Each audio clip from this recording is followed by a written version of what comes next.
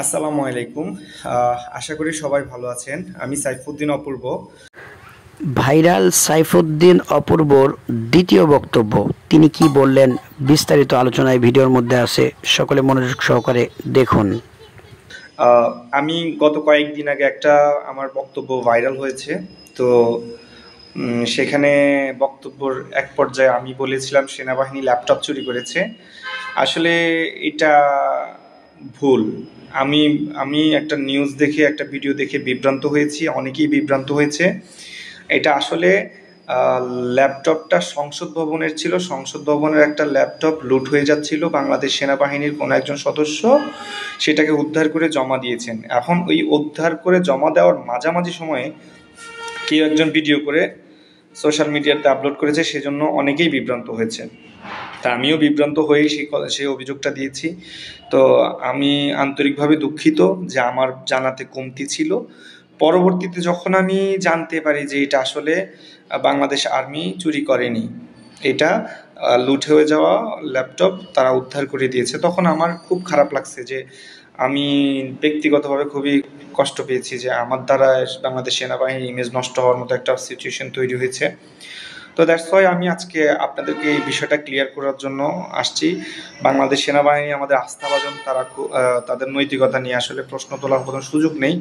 তো বাংলাদেশ আর্মির সারা পৃথিবীতেই সুনাম আছে। জাতিসংঘ ইউএন মিশনের সবচেয়ে সফল সেনাবাহিনী বাংলাদেশের আর্মি, এবং আফ্রিকার বিভিন্ন দেশে শান্তিরক্ষা মিশনে তারা যথেষ্ট প্রশংসা কুড়িয়েছে এবং বাংলাদেশের সম্মান বহির্বিশ্বে অনেক উচ্চ স্তরে নিয়ে গেছে।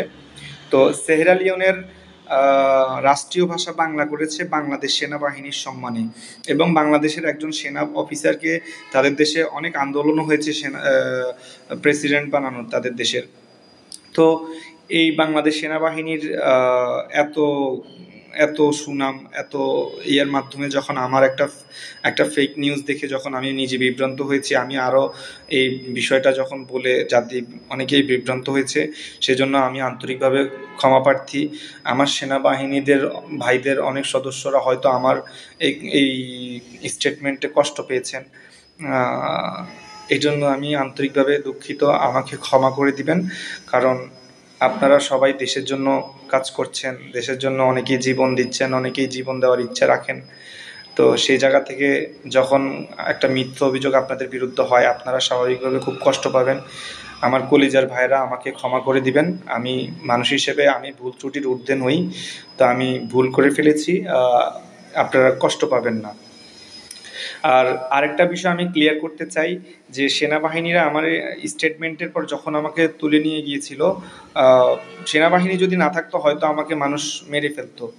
বাংলাদেশ সেনাবাহিনীর কাছে আমি কৃতজ্ঞ যে তারা যদি সঠিক সময় আমাকে প্রোটেকশন না দিয়ে নিয়ে আসতো, তাহলে হয়তো আমি এখন আপনাদের সামনে কথা বলতে পারতাম না।